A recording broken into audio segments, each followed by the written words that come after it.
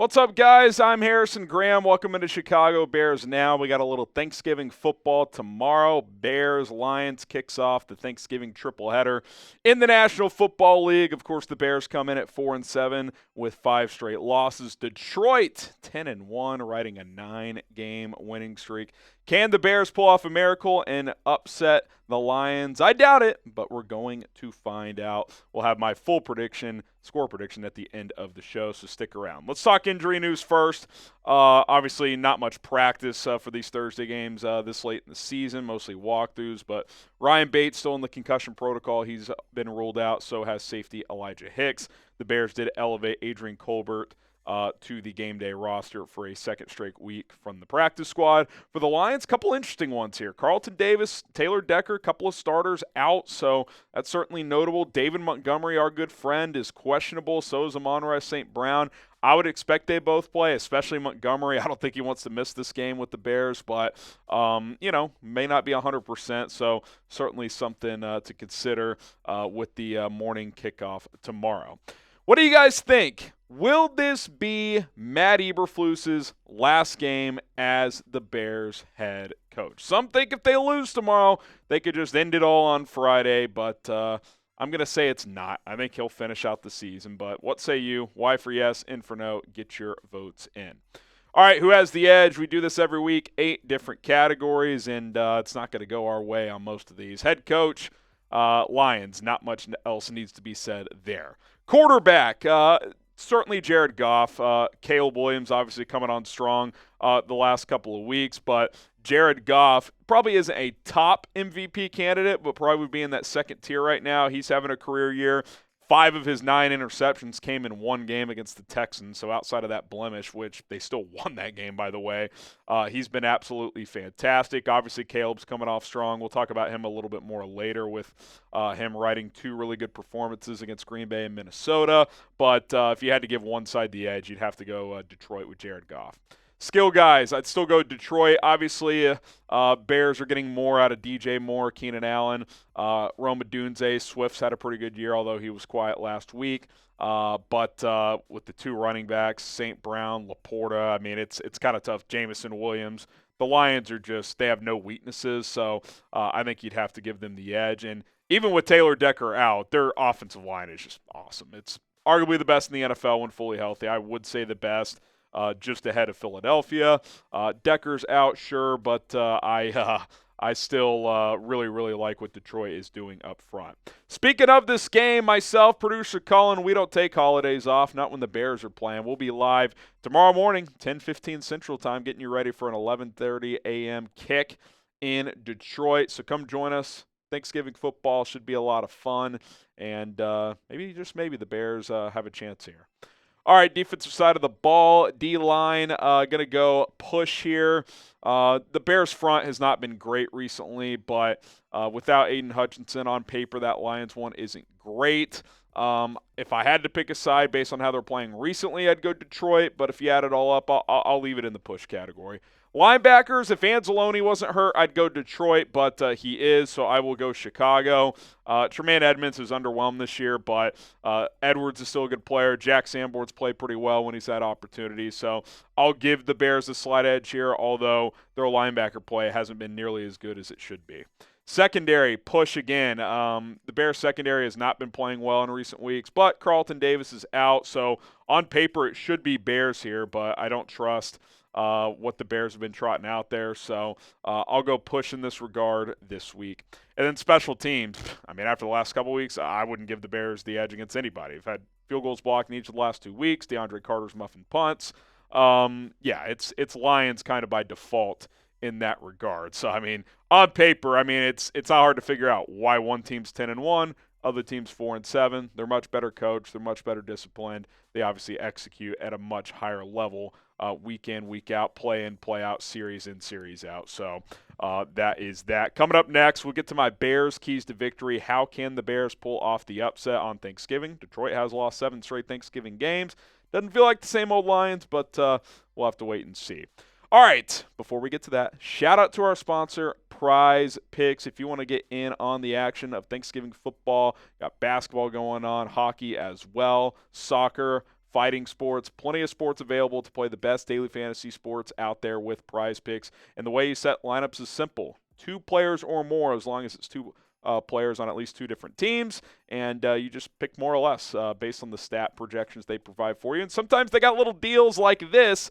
Little Tyreek Hill, half a receiving yard. You take the more on that, pair that with something else. If you want to just do a 2-player entry, you're already halfway home to a win there. So I highly recommend that. Take advantage of that as that deal expires tomorrow night. PrizePicks.com/CLNS. Use the code CLNS if you're a first-time customer, because you're going to get $50 extra into your account once you play for just $5. So it doesn't matter if you win or lose, $5 entry, you're going to get an additional $50 to play with. You can turn $10 into $1,000 with as few as 4 correct picks with certain entries right now with Prize Picks. Check out Prize Picks today. Link is in the comments and in the description of this video. PrizePicks.com/CLNS. Use the code CLNS. All right, let's get to some keys to victory. How can the Bears pull off the upset here? I think you're going to need another big Caleb performance. That obviously hasn't been enough the last couple of weeks. Some other things are going to have to happen, but I think once again that's a must that is going to need to happen if you're going to pull this off. Obviously, since Thomas Brown has taken over against 2 division rivals, Green Bay and Minnesota, 2 good defenses, he's played at a high level. The numbers speak for themselves. The eye test speaks for itself. He's been a totally different player. He's looked like the number 1 pick in the draft. This is another test, though. On the road, prime time type of game, even though it's in the morning, but standalone game against Detroit, arguably the best team in the NFL, and a defense that people are not talking nearly enough about. Aaron Glenn's got this group playing like a top 5 unit right now, so can Caleb Williams deliver again?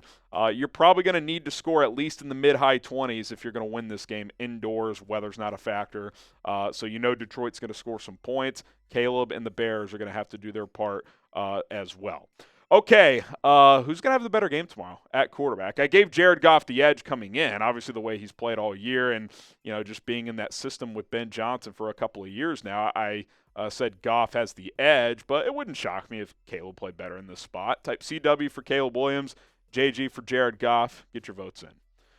All right, you got to find some balance offensively. Obviously, last week was a challenge. Minnesota's got the number 1 rush defense in the NFL. DeAndre Swift didn't get much. Bears had just 78 yards on 22 carries, and a couple of those chunk runs were a Caleb scramble and a DJ Moore shotgun toss play. So outside of that, I think Swift, I'd have to go back and look. I think he had 13 carries for 30 yards or something like that. It was not very productive. So, you're not going to rush for $150 on this defense. They're 5th in the NFL, giving up under 95 yards per game. But, can you get close to that century mark? 78 yards last week. Can you scratch 100 yards? If you do that, it just keeps you balanced enough. Luckily, the way Caleb's playing right now, you can lean on the passing game. And, I think Thomas Brown did a good job last week against a good run-stopping team. Quick passes, which are kind of an extension of the run game, so certainly would expect some of that employed into this offense once again here. But finding at least some balance on the ground here, I think would be very, very helpful. Defensively, you got to limit the explosives, man. I mean, that's what's been so mind-boggling about this stretch is not only is the defense slip, but the way Eberflus calls defense, which is a more conservative drop 7, bring your front 4, and just it's more of a bend don't break assignment football. Well, they're breaking a lot. They're giving up a lot of chunk plays in the run game. Deep crossers seem to be giving this team trouble as well. You're not getting any pass rush. We'll talk more about that in a second, but just way too many explosives. And what's the definition of an explosive? 10-plus yard runs, 20-plus yard passes. Too many recently. You got to clean those up. And obviously it's a tough task against this offense in Detroit. But if you give up 3, 4, 5 explosives here, I mean, you just got no shot. Okay, please, Matt Eberflus, PSA to you. What do you have to lose? Blitz Jared Goff. He refused to blitz Jordan Love. Picked you apart. Refused to blitz Sam Darnold. Picked you apart. I get it. No Brisker. That second cornerback spot's been a little spotty with Tyreek Stevenson having some issues. But the pass rush is just not there. You're just not getting home consistently. So you're going to have to bring pressure. Jared Goff against pressure historically can crumble at times. And if he's kept clean, he's a top 5 quarterback in the NFL right now. So you can't just let him sit back there and pick you apart. Like, if Darnold was doing it consistently, what do you think Jared Goff indoors is going to do? It's going to be a bloodbath. So take some chances. Sure, that might lead to some more explosives, but you're giving up explosives while dropping 7 into coverage. You might as well try to rattle the opposing quarterback a little bit and maybe at least get him on the ground a couple times. All right, lastly, you got to eliminate the mental errors, which they won't because they have them every week under this coach, but I'm talking about the coach, know when to challenge, know when to take timeouts. You don't challenge a play because it went for 60 yards. Flus literally said this week, yeah, we challenged it because it was a big play.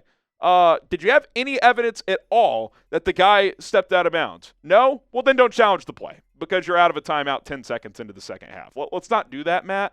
That's why you're going to be out of a job, one of many reasons. But players, too, pre-snap penalties, been a problem all year. Like, they just got to clean this crap up. They're not good enough to overcome these self-inflicted wounds. So, got to eliminate that stuff. And, look, you play a clean game with the way Caleb's playing right now, I wouldn't rule out having a chance in the fourth quarter.